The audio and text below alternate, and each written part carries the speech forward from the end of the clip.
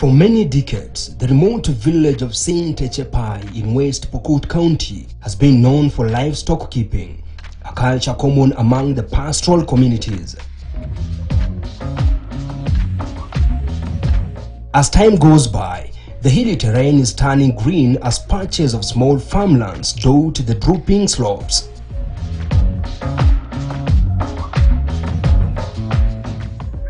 Monica Seliniang is a crop farmer.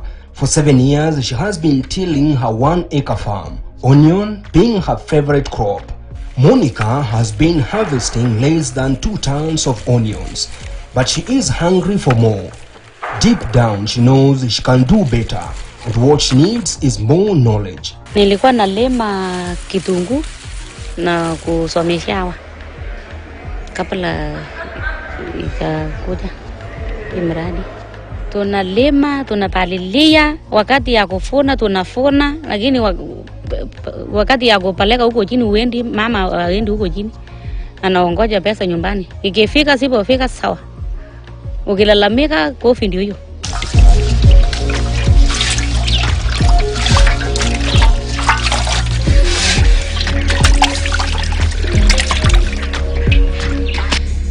For Monica's next-door neighbor, Selina Roron, her quest to learn more about how to improve her farm production has been thwarted by cultural norms. In this land, women don't own land, nor have the right to decide on land use or sales of farm produce at any given time. Unajua kazi ya vitunguu sasa ni kazi kubwa. Mimi kama mama nilikuwa napalilia, nilikuwa namwaga maji, nilikuwa nafuna. Alafu kishaenda kwa store. Mzee ndio sasa siku hiyo ndo anaitisha pengine trakta ama pikipiki, naenda anauza sokoni. Hata huwezi jua aliuza ngapi, huwezi jua kilo ya vitunguu ilikuwa ni ngapi, huwezi jua pesa yenye alipata ni ngapi. Sasa anakuja nyumbani, hata pengine anakuja kama umelala. Ukifika sasa kama umelala huwezi amshe na umepata pesa ngapi. Asubuhi anaamuka tu anaenda kazi zake, anajipa shughuli ili usimuulize ulipata pesa ngapi. Ukimuuliza anasema hiyo pesa unajua imeenda deni, nililipa pikipiki yenye walipelekea.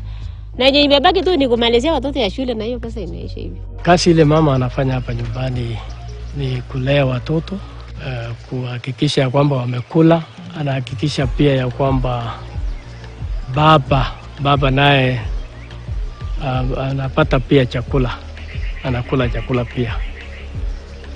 Na nafikiri kazi nyingine kubwa ile mama anafanya, anasaidia mzee kwa kazi ya shamba. Mara zingine anakamua maziwa. Kazi ya mama ni kubwa zaidi.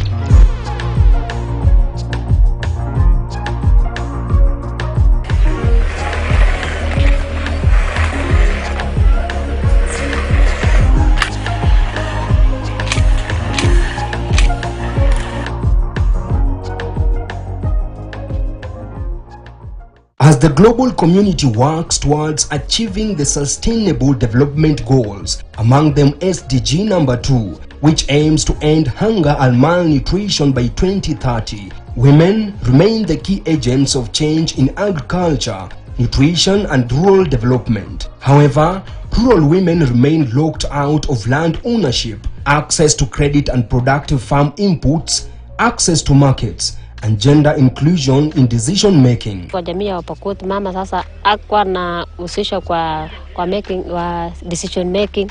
Mama tu alikuwa na majukumu yake ya kando na baba alikuwa na yake ya kando. Sasa baba akisema anauza ng'ombe, mama hawezi pinga. Ama mzee aseme anauza shamba, mama hawezi pinga ati shamba yangu iweze uswa sababu mama ana shamba, mama ana ng'ombe. Mzee anasema tu mama alikuja bure na ana sehemu kwa boma. Hii vitu mzee akiamua ni kuuza ng'ombe anauza ng'ombe. Akisema anauza shamba anauza shamba. Hata maziwa anakuja wasia huku alikuwa anakuja kuongoja ukikamua anasema analeta majarikani yake hapa anasema leta nipeleke. So West Pokot is still lagging behind in terms of gender equality. Women are still disadvantaged. They do not have access to land. They cannot make decisions at household, community level, and even at the county level. We're talking about 60 to 70% of the rural farmers are women. Most of the ones, those are the ones that are usually working in the farmlands. So that is the reason why we are targeting them. Of course, we are not leaving out men, because the land is not owned by women. Majority of farmers in this county, the land is owned by men, the title deeds, because all over the country. I don't know if there's any county that we have women owning title deeds. If they are, probably a smaller percentage, maybe 2. Thereabout. So that's why we are really targeting the women, because they're the ones working there, but do not have that knowledge to ensure that they're able to produce enough for the household.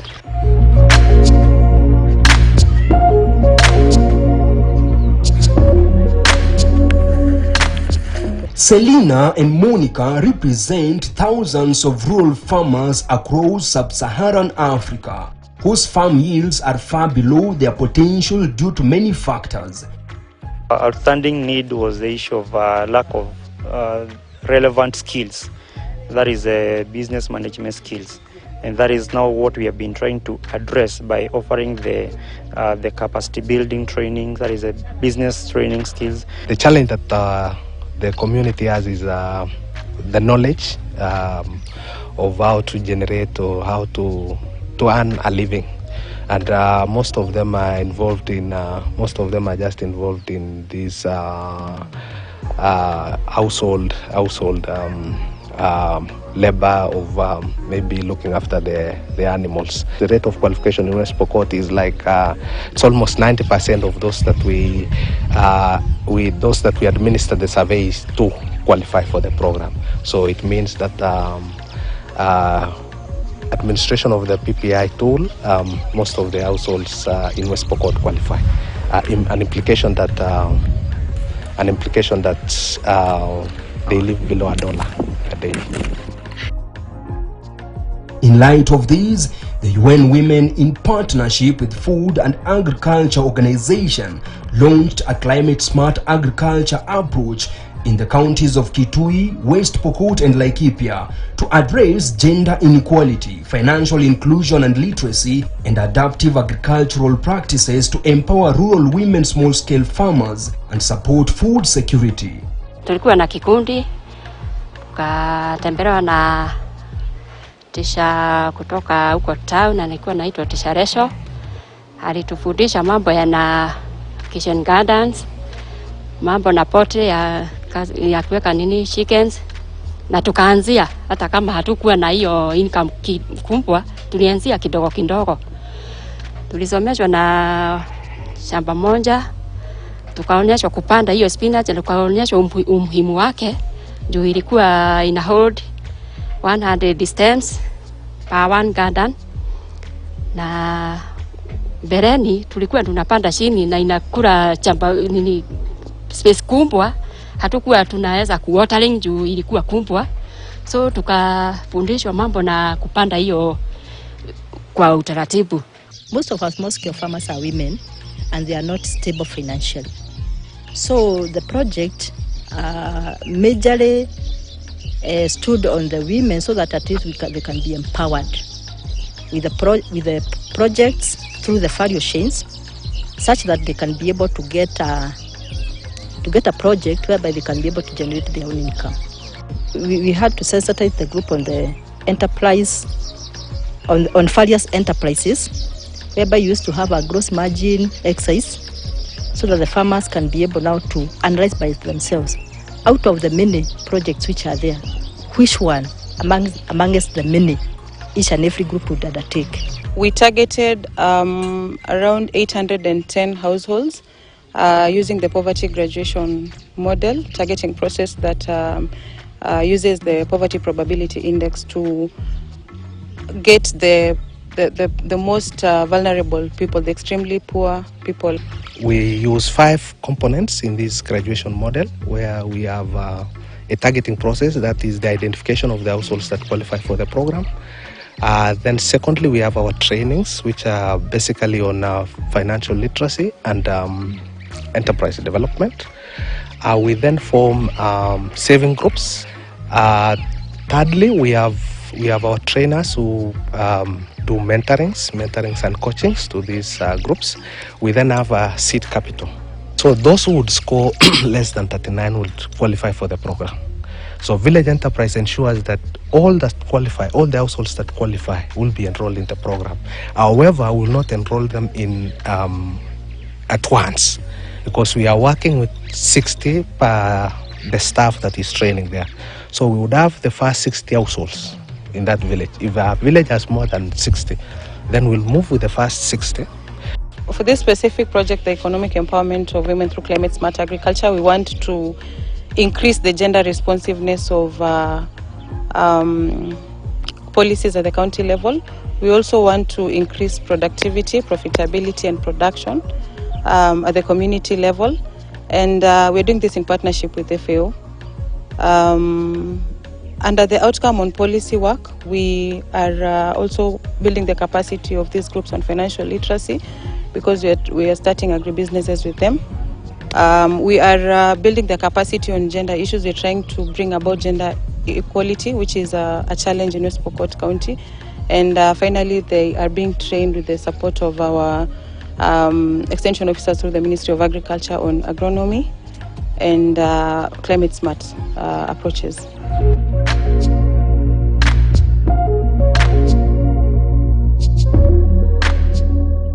Richard Kinywa, a potato farmer from Laikipia, is a participant in climate smart agriculture training launched in 2021. He is among the 5 men who volunteered to join rural women in his village to champion gender attitude change and support women in achieving their dreams. Ulikuwa mbaya sana kwa sababu nilikuwa na mama ati nimeomoa, ni part of my property, na itaweza kumfanya chochote nitataka kwa sababu nimetoa mali yangu. Lakini wakati nienda masomo ya champion ya Groups Kenya, nikaona mama kweli ni muhimu sana kwa my life. Wakati tunaungana na kina mama, tunasema men for women. Tunafuatilia haki yao. Na tunataka sana kama champions kuma empower watoke kwa ile step waende kwa step nyingine. Ndio nilijiunga na hawa kwa sababu kikundi inatakikana women, lakini kukiwa na men wae 20%. Kina mama wae 80%. Sasa nilikuwa mmoja wao na nikajoin hawa na tunaendelea pamoja. Lakini wakati tuko pamoja na akina mama, I'm a man for women. Na decision za nyumbani, kama ninataka kufanya kitu lazima nimuulize tufanye hii. Akiona ni baya, namuuliza ni baya wapi. Tunazungumza, tunakuwa tuna come to a conclusion. Lakini siwezi nikafanya kitu kwa fikira zangu bila kumweleza aone kama ni mzuri au ni baya. Ukiangalia pande hapa, akina mama alikuwa anafinywa sana.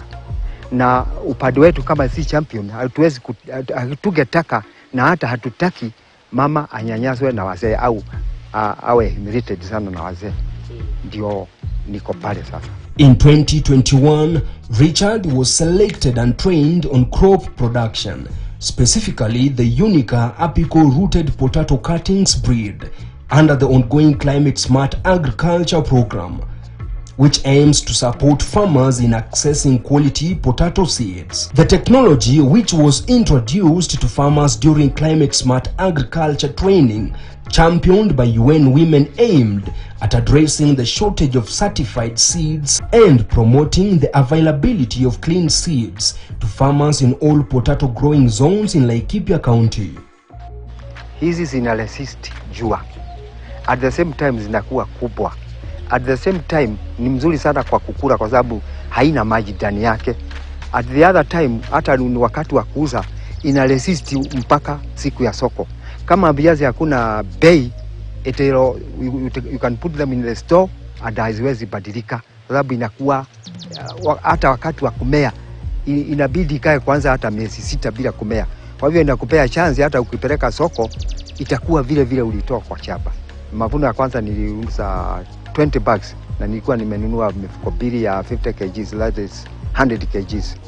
Wakati nilivuna hiyo kuna tugunia kidogo inaitwa quail. Nilivuna 20. Tukihesabu na hizi kubwa sasa tuseme ni 10 kwa sababu ile ni 2 kwa moja.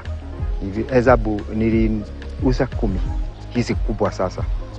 Na ilikuwa na profit wakati nitoa profit na expense zangu ilikuwa imeneashia pesa mzuri kabisa. Wakati huo tulikuwa tunauza na 35, kwa hivyo nilikuwa na almost 70,000. Zamani tulikuwa tunaomba kwa neighbor, unanunua kwa neighbor. Siku hizi hatunui kwa neighbor kama hizi zangu. Sasa nikaenda kuchukua the specified seeds huko kisima. Hizi unaona hapa. Siku hizi sasa tunaenda kuchukua kisima. Bali unajua hiyo viazi haina bakteria yote baya au haina ugonjwa yote.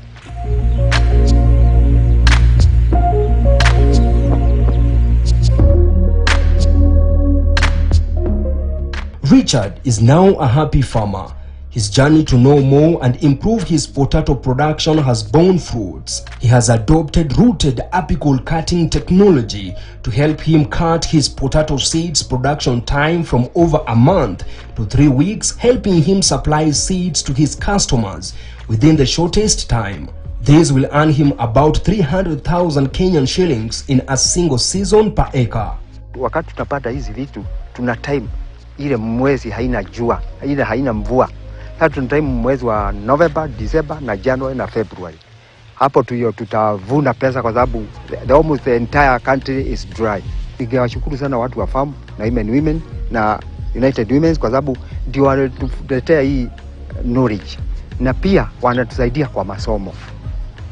Na unajua kama hujasoma you are fool, hujui chochote, lakini wanatusomesha, wametusaidia hata na begu, hata hizi begu ndio wanatusaidia. Kwa hivyo tunaona ni umuhimu sana kwa hawa.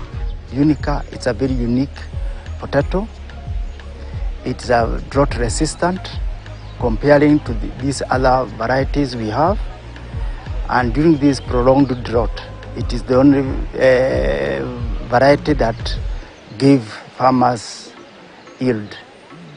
Also, it is a disease-resistant variety, and also it's a very high-yielding variety in comparison to these other varieties that we normally grow this area. And it has another very unique character of having a long storage quality. It can stay for 3 months without sprouting, without losing weight. Tukipanda hiyo season 5, tutakusanya hiyo mbegu zote, alafu tutagawanya, alafu tukipanda kwetu, tukipata ya kutosha ya kutumia, tunaweza uza hiyo ingine juu ina value sana. Tunaweza uzia watu wa kupika chips, watu wa kutengeneza crisps, na inatoka bei mzuri kuliko hata kuuza ikiwa seeds. Why we want more 20% men, it's because we want them to also to understand why this woman has to be also trained, and also him has to understand that because this woman is the one that is moving around just around the homestead doing ABCD from preparation of the food, land preparation, planting, while he goes out looking for other manual jobs or casual jobs. The woman is all at home doing all those jobs that pertaining farming. So we want reason why we wanted that 20%. We want that acceptance from them that yes, give us these women too, so that we can train them. And you also need also to understand why this woman needs this technology so that he can help you to farm that land and produce enough.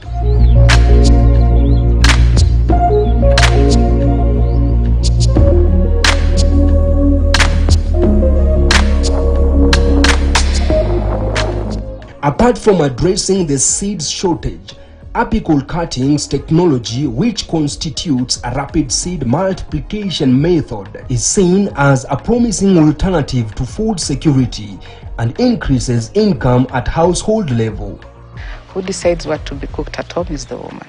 So once you target them and they're able to produce enough for their, enough different varieties of foods from animal to crop, then they'll be able to ensure that, and of course together with the trainings that they get from us in terms of how to grow them and even prepare them and even use them, then that one will be able to achieve now the food security at home. She'll be able to decide what to be eaten because she already has in the farm.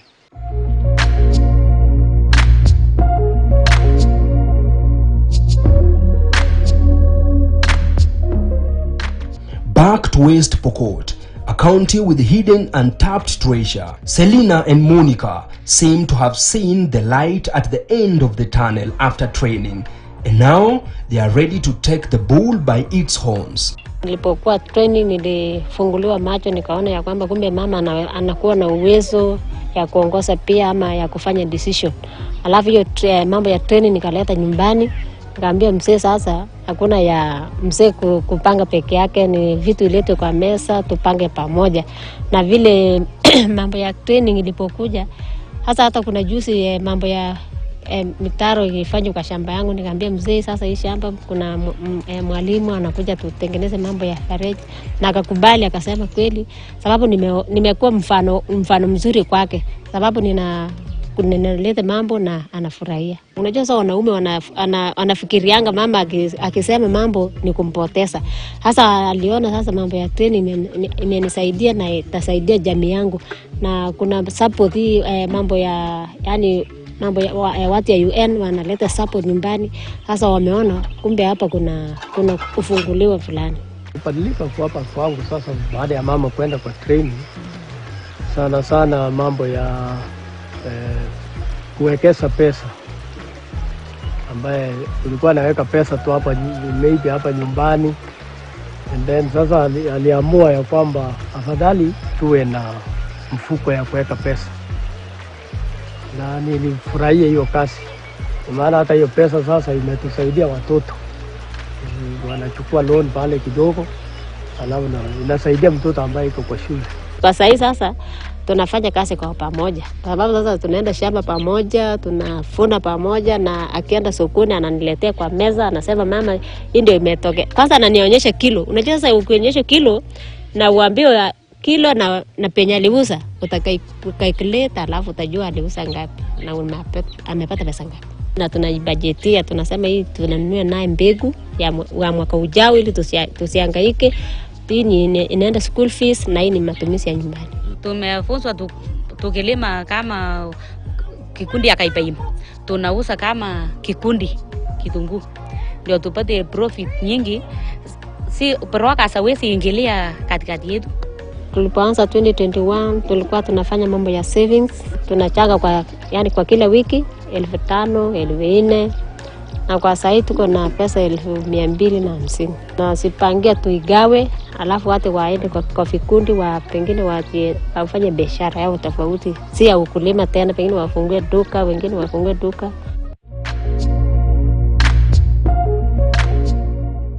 Selina is eyeing to earn over 200,000 Kenyan shillings per season after adopting hybrid onion farming technology, which will help to diversify her sources of income. Hasa mzimu ikisha, sababu sasa hiyo mbegu ya vitunguu ni hybrid, na natarajia 100,000. Sasa nimesipanga nilipe naye watoto shule, watoto wangu pia wasome kwa bila matatizo yoyote, na jamii yangu pia ikule kwa njia nzuri. Nivae pia vizuri.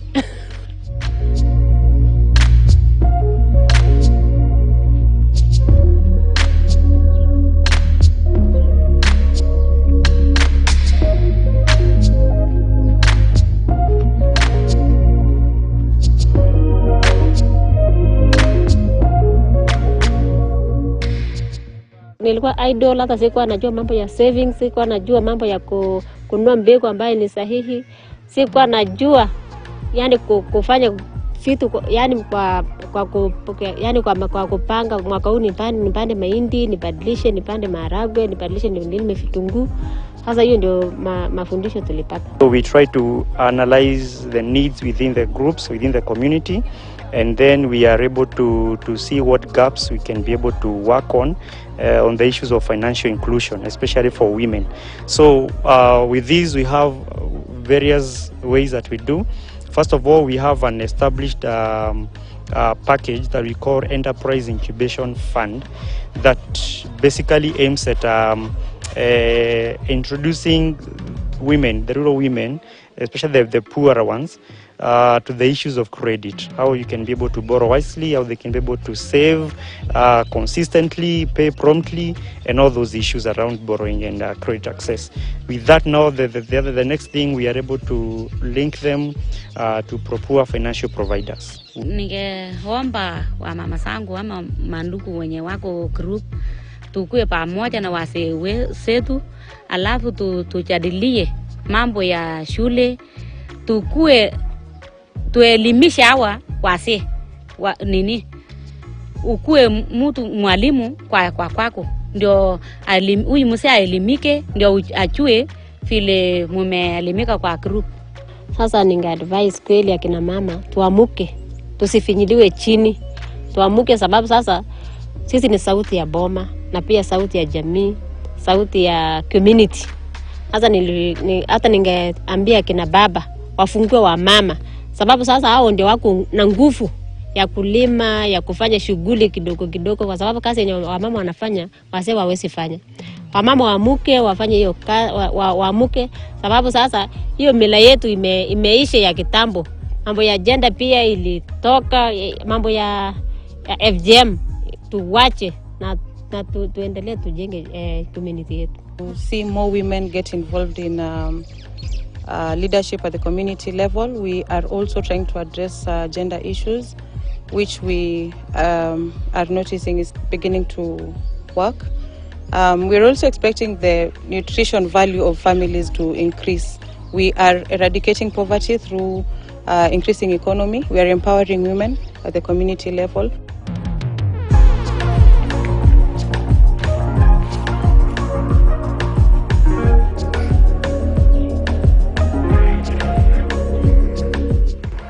Ni matunda ya watu ya UN. Nilipelekwa training na nimefaulu. Niko na ng'ombe sasa, inanipatia maziwa ya kupeleka shule, alafu na hiyo pesa inasaidia kwa school fees ya mtoto.